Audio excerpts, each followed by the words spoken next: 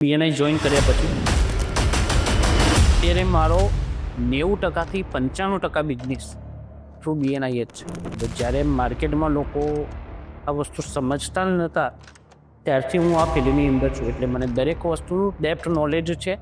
હું ક્લાયન્ટને દરેક વસ્તુ સમજાવી શકું છું કે ભાઈ તમે તમારા બિઝનેસ માટે આ વસ્તુ આ રીતના એપ્લાય કરશો, તમે તમારા બિઝનેસ માટે ગ્રોથ કરી શકો. કોવિડને બીજા બધા જેનો રિટેલ બિઝનેસ છે એ લોકો કોવિડને અલગ તરફથી જોતા હશે, પણ મારા માટે કોવિડ એ મારા માટે સૌથી સારામાં સારો પીરિયડ હતો. તમને કોઈ સ્ટ્રગલ ફેસ થઈ ગઈ વખત કે એમ્પ્લોયની સેલરી ક્લીન ના થાય, ક્લીન ના કરું કે પછી અમુકને લે ઓફ કરું?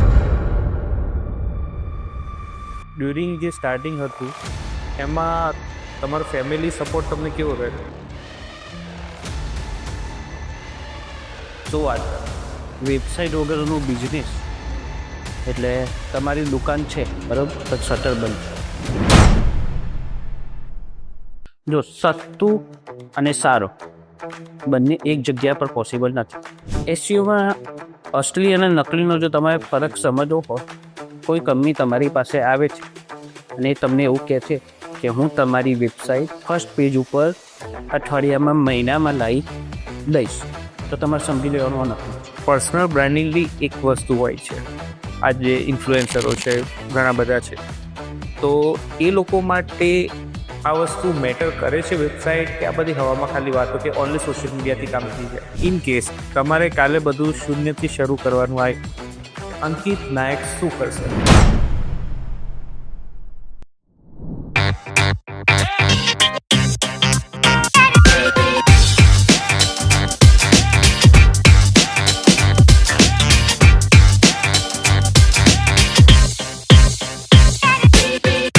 સો અંકિતભાઈ, તમારી કરિયરની જર્ની કેવી રીતના સ્ટાર્ટ થઈ? શરૂઆતમાં 2012 મેં 2005માં પાછની અંદર પાસ કર્યું. શરૂઆતમાં હું એક કુરિયર કંપનીની અંદર કામ કરતો. ઓકે. તે લોકોને ત્યાં ટપાલ લેવા જવાની અને ટપાલ સવારે આવી હોય એને દરેક લોકોના ત્યાં પહોંચાડવાની. 3000 રૂપિયા સેલેરીથી 1000 રૂપિયા સેલેરી યાદ આ જર્નીની શરૂઆત થઈ છે. 1000 રૂપિયાની. તો એ ટાઈમે ઘરેથી મને 10 રૂપિયા આપે. મારી બસની ટિકિટ 4 રૂપિયા જવાનું, 4 રૂપિયા આવવા.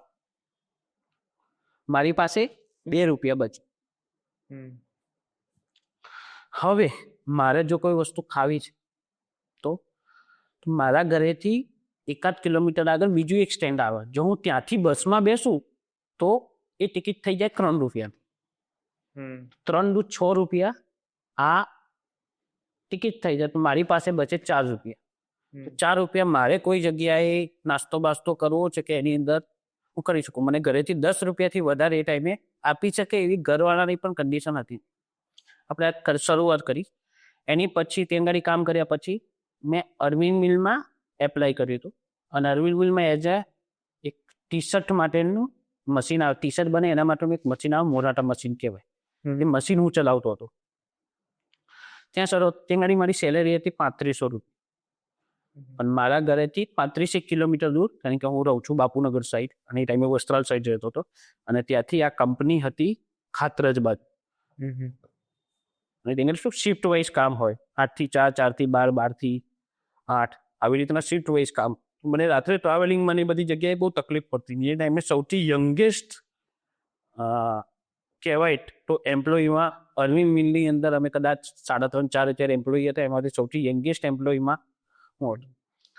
પણ પછી ટ્રાવેલિંગમાં આ બધી જગ્યા ઉપર હું પહોંચી નહોતો શકતો. ઘણી વખત બસ ના મળ્યો હતો, અહીંયાથી ત્યાં ગાડી ટાઈમ ટુ ટાઈમ પહોંચવું, આ બધા ઇસ્યુ હતા. પછી મેં મારી સિસ્ટર એક કંપનીની અંદર કામ કરતી હતી, જે કંપની એસસીઓની અંદર કામ કરી રહી હતી. અને સૌથી પહેલાં મારી સિસ્ટર જે કોલેજની અંદર હતી, એ કોલેજમાં એક ઇન્સ્ટિટ્યૂટવાળા આવ્યા હતા. ઓકે. આઈટી, હા, ઇન્સ્ટિટ્યૂટવાળા જે કોમ્પ્યુટર ટ્રેનિંગ તમને પ્રોવાઈડ કરતું, એ કોમ્પ્યુટર ટ્રેનિંગ સેન્ટરની અંદર ગયા પછી એ લોકો ત્યાં સમજાવવા આવ્યા હતા કે ભાઈ 3 દિવસની તમારે ટ્રેનિંગ લેવાની છે. એ ટ્રેનિંગ લીધા પછી અમે તમને એક કંપનીવાળા ઇન્ટરવ્યૂ લેવા માટે આવશે. જે કંપની ઇન્ટરવ્યૂ લેવા માટે આવવાની છે એ કંપની 3 દિવસની અંદર તમને ક્વેશ્ચન અમુક આન્સર કરશે એ શું ક્વેશ્ચન આન્સર કરવાના છે એની ટ્રેનિંગ પણ અમે તમને લોકોને આપીશું. અને જો તમે જોબ લાગી ગયા તો તમારી જોબની સાથે સાથે અહીંયા ગાડી જે કોર્સીસ ચાલે છે એ તમારા જોબની સાથે સાથે કરવા. એટલે મેં ત્યાં ગાડી 3 દિવસની જે નોમિનલ 1000 રૂપિયા જે ભરવાના હતા એ 1000 રૂપિયા ભરીને 3 દિવસની ટ્રેનિંગ લીધી. ને તમે અમે 101 જણા એ ટ્રેનિંગની અંદર હતા ને એમાંથી કંપનીએ 13 જણાને લેવાના હતા. 13માંથી 7 જણા ત્યાં ગાડી સિલેક્ટ થયા. એની અંદર આપણું નામ હતું ઓકે. નહીં, અજય નતું. નહોતું. તો પછી પછી કંપનીએ પોતે જે ઇન્સ્ટિટ્યૂટ હતી એને પોતે સમજાવ્યું કે ભાઈ તમારે જો અમારે ત્યાં કોર્સ કરવો હોય તો આટલી ફીસ છે. હવે 55,000 રૂપિયા એ ટાઈમે ઇન્સ્ટિટ્યૂટની અંદર ફીસ હતી, જે આપણા માટે આ વસ્તુ પોસિબિલિટી નથી કે આપણે આટલા પૈસા ખર્ચીને કરી શકીએ. આપણું ફેમિલી બેકગ્રાઉન્ડ પણ એટલું સ્ટ્રોંગ હતું નહીં કે આપણે આ વસ્તુ કરી શકીએ. એટલે આપણે ત્યાંથી આપણે જે રેગ્યુલર વેમાં આપણે જતા હોય જતા રહે. પછી કંપનીએ બીજા દિવસે અમને ફોન કર્યો હવે તમારે અહીંયા ગાડી જોબ કરવાની ને જોબની સાથે સાથે અમે લોકો તમને ટ્રેનિંગ આ કોમ્પ્યુટરનો જે કોર્સ છે એ કરાવડાવીશું. અમે તમને કોઈ સેલેરી આપીશું નહીં અને તમારે અમને કોઈ ફીસ આપવાની નહીં. તો ત્યાં ગાડી મેં સૌથી પહેલાં બેઝિક અને મને કોમ્પ્યુટરનો થોડો કીડો, જો મને બેઝિક એક MS ઓફિસથી શરૂઆત થઈ હતી. તો MS ઓફિસ મેં ભણાવવાનું એ MS ઓફિસ મેં શીખવાનું ત્યાં ગાડી ચાલુ કર્યું. હવે શીખવાનું ચાલુ કર્યું અને 1.5 થી 2 મહિના થયા હશે અને એની અંદર જે MS ઓફિસ જે ટ્યુટર હતા એમને જોબ છોડી દીધી. અચ્છા. પછી ત્યાં ગાડી મેં ભણાવવાની શરૂઆત કરી MS ઓફિસ. એ જે MS ઓફિસ ભણાવવાની શરૂઆત કરી એટલે સવારે 8 વાગ્યાથી લઈને રાત્રે 8 વાગ્યા સુધી દરેક 2-2 કલાકની કન્ટિન્યુઅસ બેચ, 8 થી 10, 10 થી 12, 12 થી 2, 2 થી 4, 4 થી 6, 6 થી 8 કન્ટિન્યુઅસ બેચ મારી લેવાની મેં શરૂઆત કરી.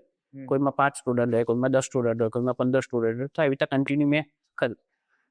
હવે વાત આવી છે મારા મેરેજની વાત આવેલી હતી, મારે મેરેજ કરવાના હતા. એ ટાઈમે ઇન્સ્ટિટ્યૂટ મને 5,000 રૂપિયા પગાર આપતી હતી. મેરેજ થયા પછી 5,000 રૂપિયા પગાર પોસાય એવો હતો. એટલે મેં શરૂઆત કરી કે ભાઈ મારે કોઈ જગ્યા ઉપર હવે જોબ સ્ટાર્ટ કરવી સારા હવે લેવલ ઉપર. ને મારે હવે આ ટ્યુટરમાં મને મારું આગળ જતા કે ભાઈ હું આની અંદર સીમિત રહીશ, ખાલી MS ઓફિસ ભણાવવાથી હું આગળ જતા મારું કરિયર સારી પોઝિશન ઉપર બનાવી નહીં શકું. પછી મારી સિસ્ટર જે કંપનીની અંદર કામ કરતી હતી એ જ કંપનીની અંદર મેં એઝ એ SCU એક્ઝિક્યુટિવ તરીકે એપ્લાય કર્યું. અને કંપનીની અંદર એવું હતું કે કંપની BSc BCA કે તમે એવું કંઈ કરેલું હોય તો જ તમને લે. પણ મારું આ ભણાવવાના કારણે મારી પાસે કોમ્પ્યુટરનું નોલેજ હતું તો એ લોકોએ મને એપ્લાય કર્યો. ત્યાં ગાડી ફિક્સ જ કે ભાઈ સવારે 8 વાગે જવાનું, 4 વાગ્યા સુધીની તમારી જોબ. ફિક્સ કારમાં ઇયરફોન નાખીને તમારે તમારું જે કામ આપેલું છે SCOનું એ તમારે કન્ટિન્યુ કરવાનું. આજુબાજુમાં કોણ બેઠું છે એનાથી તમારે કશો જ લેવા દેવા નહીં. એટલે આખી ચાર આપણે વેબસાઇટનું બેઝિક SEO કેવી રીતના થાય એ વસ્તુની આપણને ખબર પડવા માંડી કે ભાઈ આ વેબસાઇટની અંદર SEO આ રીતના થઈ રહી છે. SEO કરતા ગયા પણ પછી ત્યાં પણ મને એવું લાગ્યું કે ભાઈ હવે આની અંદર આપણે બહુ લાંબુ ચાલે એવું લાગતું નથી અને આપણો ગ્રોથ થાય એવું લાગતું નથી. પછી મેં એની અંદર બીજી એક કંપનીની અંદર એપ્લાય કર્યો અને કંપનીની અંદર એપ્લાય કર્યા પછી ત્યાં ગાડી પણ એઝ એ એક્ચ્યુઅલ ત્યાં ગાડી મને સેલેરી 15,000 રૂપિયાથી મારી સ્ટાર્ટ થતી હતી. અને ત્યાં ગાડી મેં એપ્લાય કર્યા પછી એ કંપનીની અંદર નોટિસ પીરિયડ કમ્પ્લીટ કરીને એ કંપનીની અંદર જોઈન કર્યું. ત્યાં પણ સેમ 3 મહિના મેં કામ કર્યું ને એની પછી એક સેલ્સ પર્સન હતો એ ઓફિસની અંદર, એ સેલ્સ પર્સને જોબ છોડી દીધી. ઓકે. એ સેલ્સ પર્સને જે જોબ છોડી દીધી એના પછી આપણે ઇન્સ્ટિટ્યૂટમાં કાઉન્સિલિંગ આપેલું છે એટલે આપણને કોઈ ટકલાના પણ કાસ્કો વેચવો એ આપણને સારી રીતના આવડે છે. મેં શરૂઆત કરી એ ટાઈમે જસ્ટ ડાયલની ઇન્ક્વાયરીઝ, એ ટાઈમે જે કંપનીમાં હું કામ કરી રહ્યો હતો એ કંપની જસ્ટ ડાયલ ઉપર ટોપ લિસ્ટિંગ હતું આખા અમદાવાદમાં. તો જે પણ ઇન્ક્વાયરીઝ આવે તો ઇન્ક્વાયરીઝની અંદર હું ઇન્ક્વાયરીઝ એ દિવસે ફર્સ્ટ ઇન્ક્વાયરી આવી હતી વટવાથી અને કેમિકલ મેન્યુફેક્ચરર હતા. એમને આપણને એટલી ખબર SEO કરતા રહે આપણને ખબર છે કે ભાઈ વેબસાઇટમાં શું હોય આપણે ક્લાઇન્ટને જઈને દરેક વસ્તુ સમજાય. ક્લાઇન્ટ ઓકે થઈ ગઈ. એ દિવસે મારો સૌથી પહેલો ઓર્ડર ફર્સ્ટ દિવસે જ ગયો હતો, ફર્સ્ટ મીટિંગમાં જ ગયો અને મારો પહેલો ઓર્ડર ત્યાંથી લઈને આવ્યો હતો. ત્યારથી એ કંપનીની અંદર ટોટલી સેલ્સ મેં સંભાળ્યું. મેં કંપનીની અંદર 4 વર્ષ કામ કર્યું 15,000ની શરૂઆત કરેલી હતી. જ્યારે મેં લાસ્ટ જોબ છોડી હતી ત્યારે મારો 28,000 રૂપીસ સેલેરી હતો. પછી મને એવું લાગતું હતું કે હવે ક્યાં સુધી હું આ રીતના કામ કરીશ.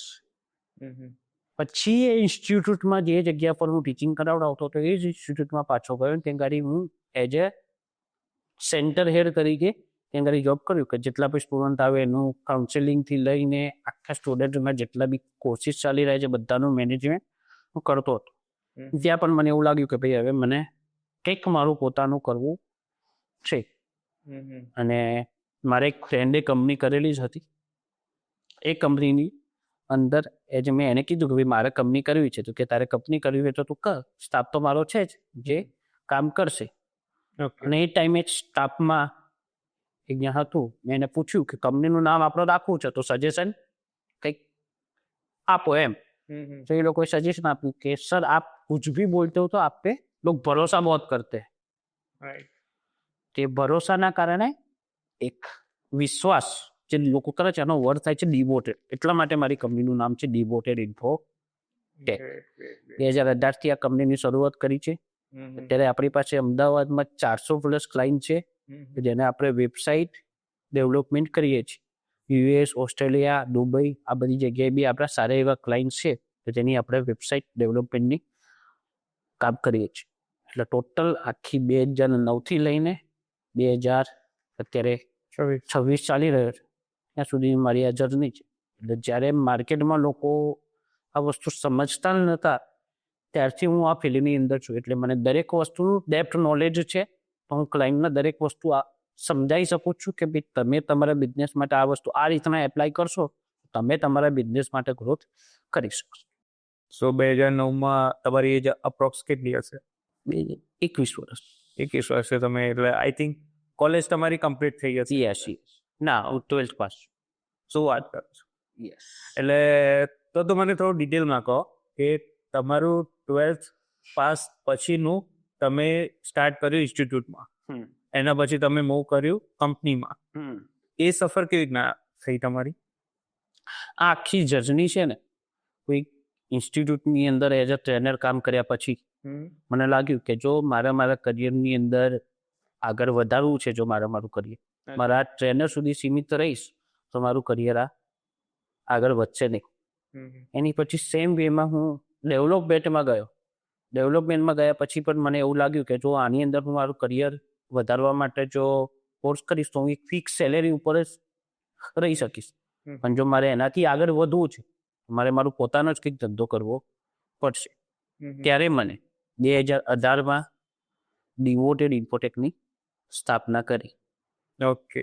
સો તમને આ જે તમારી જર્ની હતી, બિકોઝ મોસ્ટલી શું હોય છે કે જેને કમ્પ્યુટર ટેકનિકલ નોલેજ ના હોય, કમ્પ્યુટર એન્જિનિયરિંગનું નોલેજ ના હોય તો એ લોકોને મોસ્ટલી આઈડિયા નથી હોતો. તમારું વિથઆઉટ એ પર્ટિક્યુલર એજ્યુકેશનનું બેકગ્રાઉન્ડ નહોતું તો બી તમે આટલું કવર કર્યું છે. ઓકે, તો શરૂઆત કરીએ આપણે તો 2009માં જ્યારે હું એસસીઓ ફિલ્ડમાં આવ્યો ત્યારે માર્કેટમાં કદાચ 100, 200, 500 કે એ ટાઈમે માર્કેટિંગ વેબસાઇટ તો લોકો બનાવે જ છે. વેબસાઇટના માર્કેટિંગની શરૂઆત જ ત્યારે થઈ છે. તો જે ટાઈમે વેબસાઇટના માર્કેટિંગની શરૂઆત થઈ છે ત્યારથી મને આ વસ્તુનું નોલેજ છે. 2009માં એસસીઓ માર્કેટમાં એટલા બધા લોકો જાણતા પણ નહીં, છતાં હું એ ટાઈમથી આ ફિલ્ડની અંદર છું એટલે મને ડેપ્થ નોલેજ છે. જ્યારથી એસસીઓની શરૂઆત થઈ છે ત્યારથી હું આ ફિલ્ડમાં છું એવું કહી શકાય. ઓકે. તો તમે કીધું 2018માં આઈ થિંક તમે કંપની સ્ટાર્ટ કરી 2018. મને યાદ છે ત્યાં સુધી કોવિડની એન્ટ્રી એ જ વખત હતી ઇન્ડિયામાં. જો લોકો કોવિડને બીજા બધા જેનો રિટેલ બિઝનેસ છે એ લોકો કોવિડને અલગ તરફથી જોતા હશે પણ મારા માટે કોવિડ એ મારા માટે સૌથી સારામાં સારો પીરિયડ હતો કે લોકોને ઓનલાઈન તમારી પ્રેઝન્સ શું હોવી જોઈએ એ લોકોને ખ્યાલ આવતો ગયો છે. તો લોકોને હું પોતે ઇન્કરેજ લોકો સામેથી હવે કહી રહ્યા છે એ ટાઈમે લોકો સામેથી આવી રહ્યા હતા કે જો આવો સમય જે આવ્યો છે કોવિડના ટાઈમ એવો સમય આગળ જતા આવે તો આપણી ઓનલાઈન પ્રેઝન્સ નહીં હોય તો આપણા બિઝનેસમાં એની શું અસર પડશે. રાઈટ. સો મોસ્ટલી એક ટાઈમ હતું કે લોકોને ઓનલાઈનનું શું ઇમ્પોર્ટન્ટ છે એ લોકોને સમજાવ્યું. રાઈટ. તો તમને કઈ ડિફિકલ્ટી પડી હતી? મને એ વખતે મારો ધંધાનો સારામાં સારા મને બિઝનેસ કોવિડના ટાઈમમાં મેં કરેલો છે ઓકે. કારણ કે તમે સમજો કે ઝૂમ જેવી ઓનલાઈન મીટિંગ લોકો પહેલા કરતા જ નતા. ઠીક છે, આજે કોવિડના ટાઈમમાં લોકોને ખબર પડી કે ભાઈ ઝૂમ ઉપર આવી રીતના મીટિંગ થઈ શકે. રાઈટ. પછી ગૂગલ મીટ આવ્યું. આ બધી ટેકનોલોજી છે, એની પછી લોકોને એનો સમજણ પડતી ગઈ છે અને લોકો આ વસ્તુ સમજતા ગયા છે. તમને કોઈ સ્ટ્રગલ ફેસ થઈ હતી વખત કે એમ્પ્લોયની સેલરી કીડ ના થાય, કીડ ના કરું, કે પછી અમુકને લે ઓફ કરું? જો હું એ ટાઈમની વાત કરું ને તો હું પ્રોફિટ નહોતો કરી શક્યો, કારણ કે મેં એ ટાઈમે નવી સીજી રોડ ઉપર ઓફિસની શરૂઆત કરેલી હતી અને બે સારી એવી સેલેરી વાળા એમ્પ્લોય હાયર કરેલા હતા. તો એ ટાઈમે મને એક ટાઈમ ઉપર મગજ ઉપર ટેન્શન હતું કે આ લોકોની સેલેરી, કારણ કે મેં જ્યારે ઓફિસની શરૂઆત કરી એના 15 કે 20 દિવસ પછી જ કોવિડ આવ્યો. અને આપણો ઓનલાઈન બિઝનેસ છે અને મારી પાસે ઓનલાઈન સારા એવા લોકલ ક્લાયન્ટ્સ છે જેનો મને સપોર્ટ મળી હતી અને મારી ઓનલાઈનની આ જે જર્ની છે અને મને એવા સામે ઓર્ડર પણ મળતા રહ્યા, તો મારું આ કામ ઇઝી થઈ. ઓકે. સો ડ્યુરિંગ જે સ્ટાર્ટિંગ હતું એમાં તમારો ફેમિલી સપોર્ટ તમને કેવો રહ્યો? જો શરૂઆત હતી તો મને મારા ફાધરની કોઈ પણ પ્રકારની હું શું કરું છું એના માટે રોકટોક હતી નહીં કે ભાઈ તું આ કર કે તું આ કર કે તું આ કર, તને જે ઠીક લાગે એ તું કર. પણ મારા ફાધરનો મને સપોર્ટ સારો એવો રહ્યો હતો. અને એક સમય એવો આવ્યો હતો કે હું કોઈ કંપનીની અંદર કામ કરતો હતો. 18,000 રૂપિયા મારો પગાર હતો અને 17,272 રૂપિયા મારા ઘરનો EMI ચાલતો. તો એ ટાઈમે મને મારા ફાધરે સૌથી સારો એવો સપોર્ટ કર્યો હતો કે ફાધર જે પણ કમાતા હતા, એ ફાધર પણ જોબ કરતા હતા ને જે પણ કમાતા હતા તો એમના પગારથી ઘર ચાલતું હતું અને મારા પગારથી ઘરનો EMI પર હતો. એ ટાઈમ થોડો કેવો હતો, પણ મને ઘરવાળાનો સૌથી સારામાં સારો સપોર્ટ એ ટાઈમે મળ્યો છે. માણસ મોસ્ટલી ઘરવાળાનો સપોર્ટ મળે તાકી દુનિયા જીતી આખી દુનિયા જીતી શકે. ટ્રુ. ઓકે અંકિતભાઈ, તમારું શરૂઆતથી તમારું જે અત્યાર સુધીનું છે, લાઈક તમે આખું ઇન્ટરનેટ પહેલા નહોતું ને અત્યારે ફૂલ્લી અવેલેબલ છે, આખો એક નવો ઓરા જોયો છે IT ફર્મમાં. તો તમને ક્યારે એવું લાગ્યું કે વિથઆઉટ વેબસાઇટ બી માર્કેટિંગ બિઝનેસ પોસિબલ છે, કે વેબસાઇટ રિક્વાયરમેન્ટ જ છે બિઝનેસ માટે? તમે એના વિશે શું કહેશો? જો હું તમને કહું તો વેબસાઇટ વગરનો બિઝનેસ એટલે તમારી દુકાન છે બરાબર, પણ શટર બંધ છે, એના જેવું છે. ઓકે. ઠીક છે. લોકો આજે તમારી પાસે આવતા પહેલા લોકો ગૂગલ સર્ચ કરે છે, ઇન્સ્ટાગ્રામ ઉપર જોવે છે, ગૂગલ ઉપર તમારા રિવ્યુ જોવે છે. જો તમારી ઓનલાઈન પ્રેઝન્ટ નથી તો તમારો કોમ્પિટિટર તો ત્યાં છે જ. રાઈટ. ઠીક છે. લોકો એની પાસે જશે. પણ જો તમારી ઓનલાઈન પ્રેઝન્ટ છે તો લોકો તમારી પાસે પહોંચશે. એટલા માટે જ દરેક લોકોને કહું છું, વેબસાઇટ એ એક્સપેન્સ નથી, એ તમારું ઇન્વેસ્ટમેન્ટ છે. રાઈટ. તમે એની અંદર ઇન્વેસ્ટમેન્ટ કરશો તો જ એ તમને લીડ્સ કે બિઝનેસ લાઈને આપશે. સો મતલબ ગમે તેટલા તમે સોશિયલ મીડિયામાં બી એક્ટિવ હો, બટ વેબસાઇટ તો મસ્ટ રિક્વાયર છે કે એ તમને એક real presence on internet show કરાવી આપે. જો વેબસાઇટ એ તમારો એવો સેલ્સ પર્સન છે જે સેલેરી નથી લેતો, પણ 24/7 તમારા માટે કામ કરી રહ્યો છે. રાઈટ. ટ્રુ. ઓકે. સો તમે અત્યારે તો કોમ્પિટિશન બહુ હોય છે, તો મોસ્ટલી તમે કોઈને પીચ કરો તો માર્કેટમાં એમ જ બધા કહે કે મને આ સસ્તું જોઈએ, ક્વોલિટી વાળું જોઈએ ને. આ બધામાં તમે કેવી રીતના લીડ કરો છો વસ્તુને? જો સસ્તું અને સારું બંને એક જગ્યા પર પોસિબલ નથી. ટ્રુ. જો સસ્તું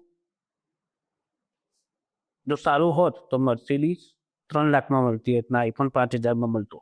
અને સસ્તું અને સારા બંને એક જગ્યા પર મળી શકવાનું નથી. ક્લાયન્ટને એ જ સમજો. જો સસ્તું કરશો તો એ તમારી ખાલી ઓનલાઈન પ્રેઝન્ટ બતાવશે, એ તમને લીડ લાઈને આપશે નહીં. સસ્તી વેબસાઇટ જો તમે બનાવશો એ તમને લીડ લાઈને નથી આપવાની. ઠીક છે.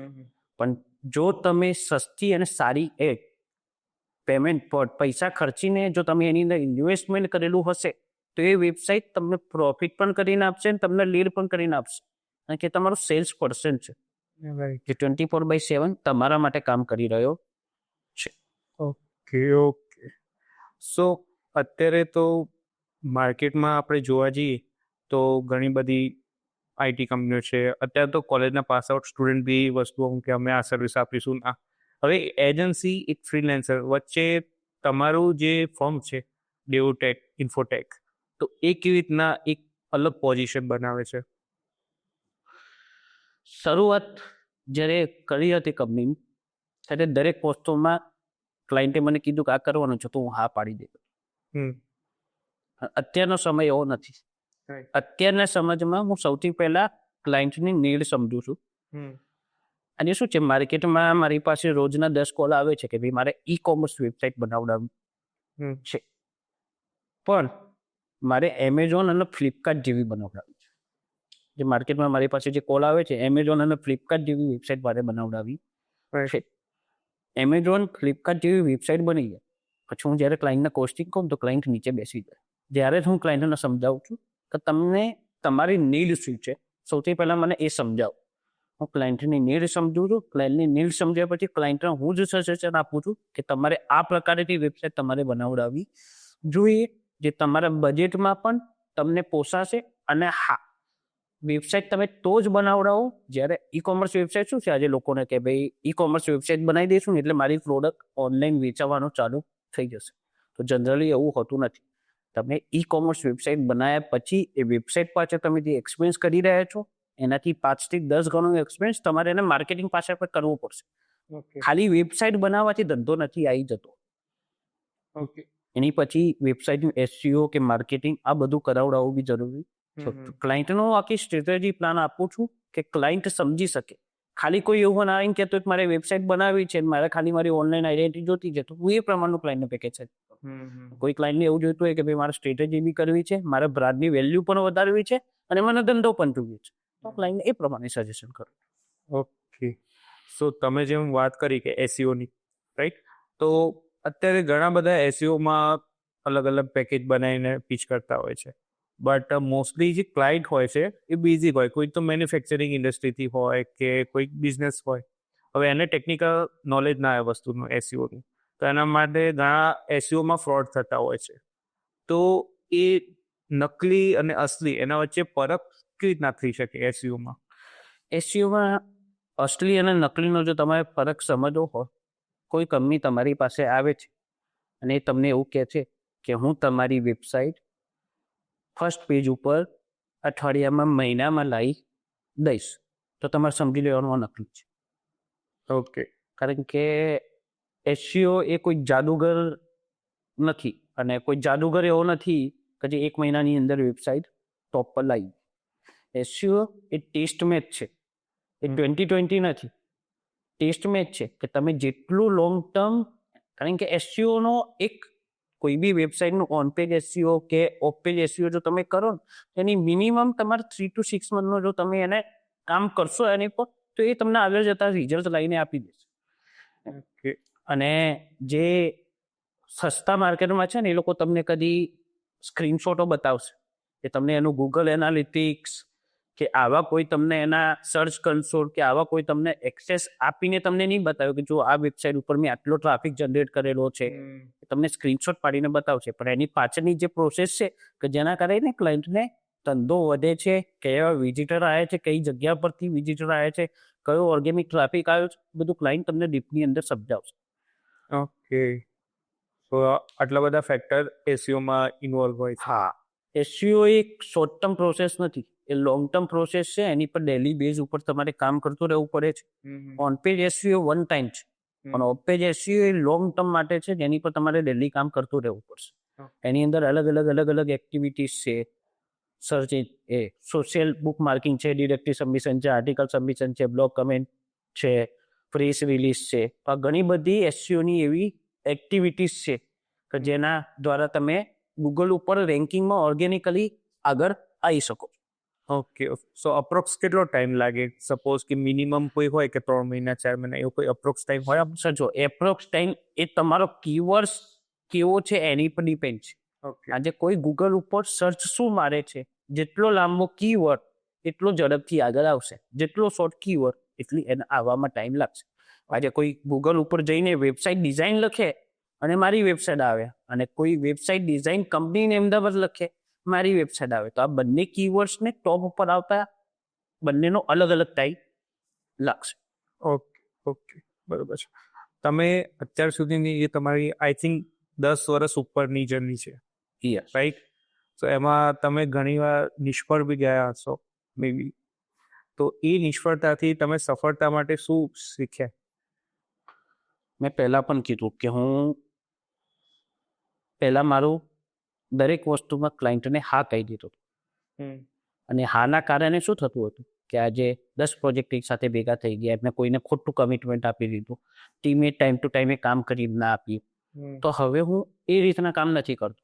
હવે ક્લાયન્ટને સૌથી પહેલાં એની નીડ સમજીએ છીએ. ક્લાયન્ટની પાસે જ્યારે પ્રોજેક્ટ લઈએ છીએ ત્યારે જ એ પ્રમાણે અમે ટાઈમ શેડ્યુલ આપીએ છીએ કે ભાઈ તમારી વેબસાઇટ 2 દિવસમાં કે 1 દિવસમાં નથી બનવાની. તમારા 10 થી 15 દિવસ જે પણ વેબસાઇટ ડેવલપમેન્ટ જેવી વેબસાઇટ છે એના પ્રમાણે એનો ટાઈમ સમજીએ અને ટાઈમ સમજાવીએ છીએ. ક્લાયન્ટને અમારી પાસેથી ક્લાયન્ટને અમે શું આપીશું અને અમને ક્લાયન્ટ પાસેથી શું લેવું પડશે. કે client time to time generally local કંપનીઓ કે લોકલ ક્લાયન્ટની એક માનસિકતા એવી હોય છે કે રેફરન્સ વેબસાઇટ આપી દીધી, ક્લાયન્ટ એની ઉપરથી કન્ટેન્ટ લઈ લેશે. પણ જનરલી એ વેબસાઇટ બનાવેલી તમારા માટે કોઈ કામની છે નહીં. જો તમે વેબસાઇટ બનાવડાવો તો તમે પ્રોપર એનું કન્ટેન્ટ રાઇટિંગથી લઈને દરેક વસ્તુ કરાવડાવો. તમે ક્લાયન્ટને દરેક વસ્તુ સમજાવીએ છીએ. ભાઈ તમે દરેક વસ્તુ સમજો કે વેબસાઇટ જો મારે બનાવડાવી છે તો એ મારે કોપી પેસ્ટ વાળો ધંધો નથી આવી ગયો. તમારે એને બરોબર કન્ટેન્ટ રાઇટિંગ કરાવડાવો. એ કન્ટેન્ટ પ્રમાણે તમારે કસ્ટમરને શું બતાવવું છે એ તમે પ્રોપર કરો. ઓકે બરોબર. સો બેઝિકલી તમે ક્લાયન્ટને એજ્યુકેટ કરો છો. ક્લાયન્ટને અમે ડિટેલમાં સમજાવીએ છીએ દરેક વસ્તુ કે ભાઈ આ વેબસાઇટથી આટલું તમને બેનિફિટ થશે. સ્ટેટિક વેબસાઇટ બનાવશો તો આ વસ્તુ થશે, ડાયનેમિક વેબસાઇટ બનાવશો તો આ વસ્તુ થશે. ડાયનેમિક વેબસાઇટમાં ક્લાયન્ટ પોતે જ દરેક વેબસાઇટની અંદર ચેન્જીસ કરી શકે છે, જેના ત્યાં CMS content management system. Right. Okay. So એવું કહી શકાય કે નોન સ્ટ્રક્ચરથી પ્રોપર સિસ્ટમાઇઝ એક સ્ટ્રક્ચર બેઝ વર્ક તમે એક્સપિરિયન્સ બેઝથી તમે આખું ડેવલપ કર્યું છે કે જેથી ક્લાયન્ટને બેનિફિટ મળે. Okay great. અચ્છા, મોસ્ટલી આજે સોશિયલ મીડિયા વધારે લોકો યુઝ કરે છે, રાઈટ? હવે પર્સનલ બ્રાન્ડિંગની એક વસ્તુ હોય છે. આજે ઇન્ફ્લુએન્સરો છે, ઘણા બધા છે. તો એ લોકો માટે આ વસ્તુ મેટર કરે છે વેબસાઇટ, કે આ બધી હવામાં ખાલી વાતો કે ઓનલી સોશિયલ મીડિયાથી કામ થઈ જાય? જો તમે જે કીધું મારે મારો સારો ફોટો સોશિયલ મીડિયા પર ચડાવી દેવો કે મારે મારા રીતના એક કોટ સોશિયલ મીડિયા પર ચડાવી દેવો, આ એક પર્સનલ બ્રાન્ડિંગ નથી. પર્સનલ બ્રાન્ડિંગ એને કહેવાય કે તમે લોકોને એજ્યુકેટ કરો છો. તમને કોઈ વસ્તુ સ્ટ્રેટેજી કે તમે કોઈ પણ વસ્તુ સમજાવો છો, તો આ એક પર્સનલ બ્રાન્ડિંગ છે. હા, પર્સનલ બ્રાન્ડિંગ એ ઇમ્પોર્ટન્ટ વસ્તુ છે. અને જ્યારે મેં તમને જે કીધું કે લોકોને એજ્યુકેટ કરો છો, વેબસાઇટ છે તમારી ઓનલાઈન પ્રેઝન્સ છે તે લોકોને એજ્યુકેટ કરે છે. તો એજ્યુકેટ કરવા માટે તમે તમારા પર્સનલ બ્રાન્ડિંગ માટે કોઈ વેબસાઇટ બનાવી તો હા, એ સારી જ વસ્તુ છે. ખાલી ફોટો અપલોડ કરી દેવો સોશિયલ મીડિયામાં, ઇન્સ્ટાગ્રામ ઉપર, તો આ એ તમારું પર્સનલ બ્રાન્ડિંગ નથી. એનાથી તમારું પર્સનલ બ્રાન્ડિંગ નથી થવું. અને વેબસાઇટ જેવી કોઈને કોઈ વસ્તુ તમે શેર કરો છો, કોઈ રીલ્સ બનાવીને અપલોડ કરો છો, તમારી પ્રોડક્ટનું કોઈને નોલેજ આપો છો, તો આ વસ્તુ એક તમારી પર્સનલ બ્રાન્ડિંગ કહી શકાય. ઓકે. સો પર્સનલ બ્રાન્ડિંગ ને વેબસાઇટ તો કનેક્ટેડ જ છે. Okay right. અચ્છા, એક બીજું ખાસ પૂછવું હતું કે અત્યારે માર્કેટમાં એઆઈ બહુ ચાલે છે. દર બીજી વસ્તુમાં એઆઈ ઇન્વોલ્વ હોય છે. તો એઆઈથી તમને શું લાગે છે કે આવનારા ટાઈમમાં એઆઈ તમારા ટીમને રિપ્લેસ કરશે કે આખી સર્વિસને રિપ્લેસ કરશે? તમને શું લાગે છે? જોબ જવાની લોકોની અત્યારે બધા વિચારતા કે મારી જોબ જતી રહેશે એઆઈના લીધે, એ વિશે તમારું શું કહેવું છે? જો એઆઈ એ ટૂલ્સ છે, એઆઈ એ ટૂલ્સ છે.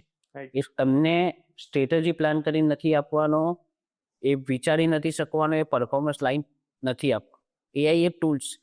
તો હા, દરેક ડેવલપર્સ કે દરેક મેમ્બર્સે પોતે એઆઈ સાથે ઇન્વોલ્વ થઈને આ બિઝનેસને રન કરવો જોઈએ.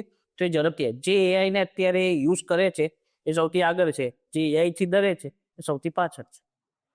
એઆઈ આગળના જમાનામાં એઆઈ એક સારામાં સારું કામ કરશે, પણ એ રિપ્લેસમેન્ટ નથી. એઆઈ એ કોઈ માણસ જે કામ કરી રહ્યો છે એનું રિપ્લેસમેન્ટ નથી. As a supportive as a supportive assistant. તમને આસિસ્ટન્ટ તરીકે એ તમારા માટે કામ કરી શકે. ઓકે. બીજી એક ખાસ વસ્તુ હતી કે મારે એ જાણવું હતું તમારી બીએનઆઈમાં જર્ની કેવી રીતના સ્ટાર્ટ થઈ? એક ફ્રેન્ડ તું આજથી કોવિડ ટાઈમ પર 2019ની આજુબાજુ જ એક ફ્રેન્ડ તું બીએનઆઈની એક મિટિંગની અંદર ગયો હતો ને બીએનઆઈની મિટિંગ કર્યા પછી બીએનઆઈ જોઈન કર્યા પછી અત્યારે મારો 90%થી 95% બિઝનેસ થ્રુ બીએનઆઈ જ છે. શું વાત? અને બીએનઆઈએ મને સમજાવ્યું I am the better version of myself. આ 6 વર્ષ કે 7 વર્ષની જે બીએનઆઈની જર્ની છે એમાં હું મારી પોતાની જાતને જ ઓળખી શક્યો છું કે હા આપણે કંઈક કરી શકીએ છીએ. આજથી 6 વર્ષ પહેલાના અંકિતમાં અને આજના અંકિતમાં તમને બહુ બધો ડિફરન્સ દેખાશે. તો બીએનઆઈએ મને મારા પર્સનાલિટી ડેવલપમેન્ટથી લઈને મારા ધંધાથી લઈને અને બીએનઆઈની એક પોલિસી છે ગીવર્સ ગેટ. ઓકે, મેં લોકોને જેટલું તમે આપશો એટલું સામે તમને મળશે. તો આ પોલિસીને મેં મારા ધંધામાં બી એપ્લાય કરેલી છે અને એનાથી જ આજે મને મારો ટોટલી ધંધો અત્યારે રેફરન્સથી જ ચાલી રહ્યો છે.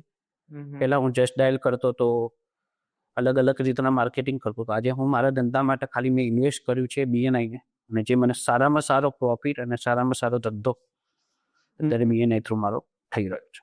ઓકે. સો બીએનઆઈમાં નેટવર્ક ગ્રોથની પોસિબિલિટી બહુ છે. સારામાં સારી છે. ઓકે. સારામાં સારી જો તમે એની અંદર ઇન્વોલ્વ રહો અને તમે જો ટાઈમ આપવા રેડી હો તમે સારામાં સારી એ તમને તમારા બિઝનેસ ગ્રોથ માટે હેલ્પ કરી શકે. થોડું મને ડિટેલમાં સમજાવો ને કે મતલબ કઈ રીતે એ મારા મતલબ સપોઝ કે મારે બીએનઆઈમાં જોઈન થવું હોય તો એ કેવી રીતના મને મારા પર્સનલ ગ્રોથ માટે હેલ્પ થઈ શકે? બીએનઆઈની અંદર ધારો કે તમને સમજાવું ડિટેલમાં તો તમે તમારી ઓફિસની અંદર કોઈ એક એમ્પ્લોય રાખી રહ્યા છો જેને તમે 10 થી 12 હજાર રૂપિયા સેલેરી આપી રહ્યા છો. ઠીક છે, એ તમારા માટે ધંધો લઈને આવવાનો નથી. તો એના કરતાં પણ ઓછી પ્રાઇસની અંદર હું 53મો માણસ છું જો મારા ચેપ્ટરનો, તો બાકીના 52 જણા જે મારા સેલ્સ પર્સન છે જે મારા ધંધા માટે માર્કેટિંગ કરી રહ્યા છે, એજ્યુકેટેડ સેલ પર્સન જે કોઈ કંપનીના તો ડિરેક્ટર જ છે કે કોઈ કંપનીના ફાઉન્ડર જ છે, એ લોકો જો મારા ધંધા માટે માર્કેટિંગ કરી રહ્યા તો આનાથી સારી વસ્તુ કોઈ નથી. બેટર મતલબ એક ગ્રુપ જે ઈચ અધર બધાને એકબીજાને સપોર્ટ બિલીવ કરતા. Great great great.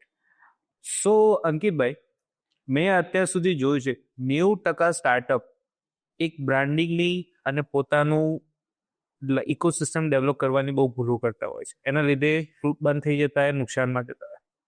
તો એના વિશે તમે શું કહેવા માંગશો? આજે મેં જોયું છે કે 90% સ્ટાર્ટઅપ જ્યારે શરૂઆત કરે ને તે વેચવાની જ શરૂઆત કરી દેશે. હું આ કરું છું, આ તમે લઈ લો, હું આ કરું છું, આ તમે જ લઈ લો. જ્યારે તમારી રિટેલ કોઈ શોપ હોય, કોઈ કરિયાણાની દુકાન છે અને રિટેલ શોપ હોય ત્યારે તમે એ વસ્તુ વેચી જ હોય જે એ બરોબર છે, એ આ વસ્તુ ઓકે છે. પણ જ્યારે કોઈ બિઝનેસ પર્સન જ્યારે બિઝનેસ સ્ટાર્ટ કરી રહ્યું ને ત્યારે એ લોકોએ આ દરેક વસ્તુ એજ્યુકેટ લોકોને કરવી જોઈએ કે ભાઈ આ વસ્તુ ખરીદશો તો તમને આટલા બેનિફિટ થશે કે આટલા ફાયદા થશે. તો લોકોને એજ્યુકેટ કરવાની શરૂઆત કરવી જોઈએ. તો જે આવી ભૂલ મેં બી પાસ્ટમાં કરી ચૂકેલો હોઈશ કે હું દરેક વસ્તુમાં હા જ પાડી દેતો, પણ આજે હું શું કરું છું કે દરેક લોકોને સમજાવું છું કે ભાઈ તમે વેબસાઇટ બનાવો છો અને મારી પાસે જો વેબસાઇટ બનાવો છો તો તમને આટલા આ પ્લાન અને આ સ્ટ્રેટેજીથી અમે લોકો કામ કરીએ છીએ જે તમારા બિઝનેસ ગ્રો કરવામાં હેલ્પ કરશે. એટલે દરેક સ્ટાર્ટઅપ આ ભૂલ કરી રહ્યા છે કે દરેક વસ્તુ વેચવાનો ટ્રાય કરે છે. વેચવા કરતાં દરેક વસ્તુને એને એજ્યુકેટ કરવો જોઈએ. તો આ વસ્તુ દરેક સ્ટાર્ટઅપને ગ્રોથ થવામાં આ વસ્તુ હેલ્પ કરશે. રાઈટ. એટલે એ તમે બહુ સરસ વાત કરી. સાથે મને એક બી વસ્તુ જાણવા મળી કે તમે બીજી ફર્મ સાથે વર્ક કરો અને અંકિત નાયક સાથે વર્ક કરો તો તમને શું બેનિફિટ મળવાનો છે કે તમારો એક્સપિરિયન્સ તમે એમને શેર કરો છો. રાઈટ. બહુ સરસ. અચ્છા અંકિતભાઈ, ના કરે નારાયણ અને ઇન કેસ તમારે કાલે બધું શૂન્યથી શરૂ કરવાનું હોય તો અંકિત નાયક શું કરશે? આ ધંધાને મેં કદાચ 16-17 વર્ષ આ ધંધાને મેં આપી ચૂકેલું છું. કદાચ આ ધંધો ન કરે નારાયણ અને આ ધંધો જો કદાચ મારો કાલે બંધ થઈ જાય તો આ જે એક્સપિરિયન્સ છે જે મારો, બરોબર, એ ક્યાંય જવાનો નથી. આ એક્સપિરિયન્સ હું લોકોને, મેં મારા ધંધામાં જે 16 વર્ષ આપેલા છે અને મેં મારા ધંધો જે અત્યારે ફેલ થયો છે એના માટે જે મેં ભૂલો કરેલી છે એ ભૂલો લોકો ના કરે. અને મેં મારા ધંધામાં જે 16 વર્ષનો ટાઈમ આપ્યો છે તો બીજા કોઈ એના ધંધામાં 16 વર્ષ કરતાં 3 વર્ષ કે 2 વર્ષમાં સારો એવો ગ્રોથ કરી લે, એના માટે હું એને કન્સલ્ટન્સી આપીશ. બેસ્ટ છે. મતલબ એક 16 વર્ષનો એક્સપિરિયન્સથી તમે 1 વર્ષમાં કેવી બૂસ્ટ કરી શકો હા. એનું બેનિફિટ તમે એનો સૌથી પહેલા મારી દરેક જગ્યા ઉપર ઉપસ્થિત મારી દરેક ઓનલાઈન જે પ્રેઝન્સ છે, ફેસબુક છે, ઇન્સ્ટાગ્રામ છે કે મારે વેબસાઇટ બનાવવાની છે, આ દરેક જગ્યા પર હું મારી પ્રેઝન્સ મૂકીશ. અચ્છા અંકિતભાઈ, મને કોઈક એવી કેસ સ્ટડી શેર કરો ને કે જેમાં તમે કોઈ બ્રાન્ડ કે કોઈ કંપની માટે એનું ડિજિટલાઇઝેશન કર્યું હોય અને એને બહુ જ બેનિફિટ થયો હોય. તો આનો તમને એક અલગ રીતમાં જો હું સમજાવું તો કોઈ એક મેન્યુફેક્ચરિંગ યુનિટ છે, ઠીક છે, જેની અંદર સેલ્સ પર્સન હશે, પરચેજ હશે, એકાઉન્ટન્ટ હશે, ઠીક છે, QA વાળો હશે. આ દરેક લોકો કોઈ એક કંપનીની અંદર હશે. જો આ દરેક લોકો વ્યવસ્થિત કામ કરી રહ્યા છે અને કંપનીની આ દરેક લોકો પાછળ 5 લાખનો ઇન્વેસ્ટમેન્ટ છે, બરાબર, અને એ લોકો વર્ષે 20 લાખ રૂપિયા એક્ઝામ્પલ કમાઈને આપે છે, ઠીક છે. પણ ક્યારે? જ્યારે આ દરેક લોકો એક સાથે અને એક જ વેની અંદર જો કામ કરે તો. રાઈટ. પણ દરેક જગ્યા પર આ વસ્તુ શક્ય નથી હોતી.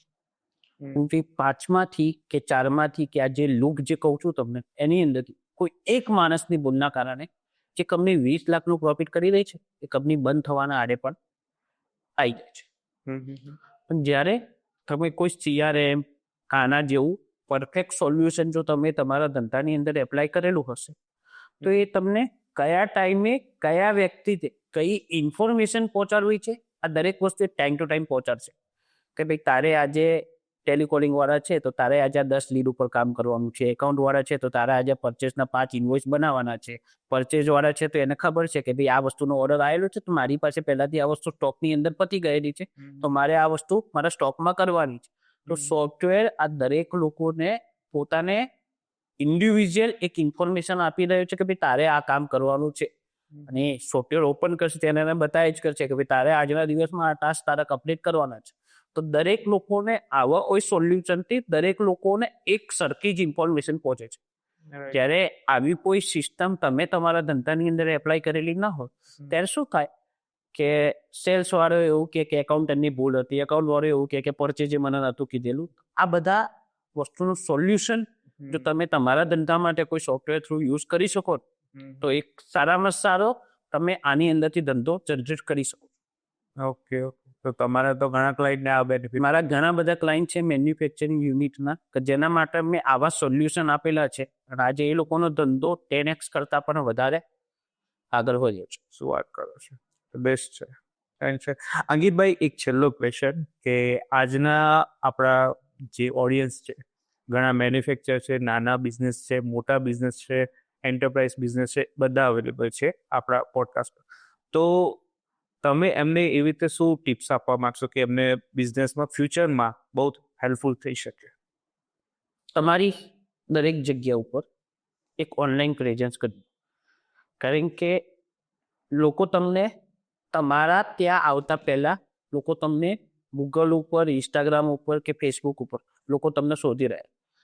તો જે પણ બિઝનેસ પર્સન છે એને પોતાની એક ઓનલાઈન આઈડેન્ટિટી તો કરવી જ જોઈએ. લોકો શું કરે છે કે આજે મેં મારું ફેસબુકનું કે ઇન્સ્ટાગ્રામનું પેજ બનાવીને મૂકી દીધું, ઠીક છે, પણ એને રેગ્યુલર અપડેટ જ નથી કરતું. આજે તમે ઇન્સ્ટાગ્રામને કે ફેસબુકને કંઈ આપશો તો એ સામેથી લોકો સુધી તમને પહોંચાડશે. લોકો સુધી જો તમે પહોંચશો તો જ તમે તમારા બિઝનેસમાં ગ્રોથ કરી શકશો. તો 90% સ્ટાર્ટઅપ આ બનાવીને ખાલી મૂકી દે છે કે બિઝનેસ પર્સન કે મેન્યુફેક્ચરર જે પણ જનરલી કહીએ આપણે કે બિઝનેસ તો મેં સ્ટાર્ટ કરી દીધો, મેં મારું કંપનીની સ્ટાર્ટ કરી હતી, મારે ફેસબુક પેજ બનાવવાનું હતું મેં બનાવીને મૂકી દીધું. પણ એવી રીતે નહીં. રેગ્યુલરલી તમે એને અપડેટ કરો, જેથી લોકો સુધી તમારો બિઝનેસ પહોંચી શકે અને લોકો સુધી તમારી પ્રોડક્ટ પહોંચી શકે. તમે આ વસ્તુ જલ્દી ગ્રોથ કરી શકો. Right right. ખરેખર અંકિતભાઈ ઘણું બધી વસ્તુ છે કે આજે મને જાણવા મળી તમારા થ્રુ કે કેવી રીતના બિઝનેસમાં ડિજિટલ ગ્રોથ સાથે કઈ રીતે પોતાની ઇકોસિસ્ટમ બનાવી શકાય. So first of thank you so much, તમે તમારો ઇમ્પોર્ટન્ટ ટાઈમ શેર કર્યો નોલેજ શેર કરવા માટે. Thank you so much.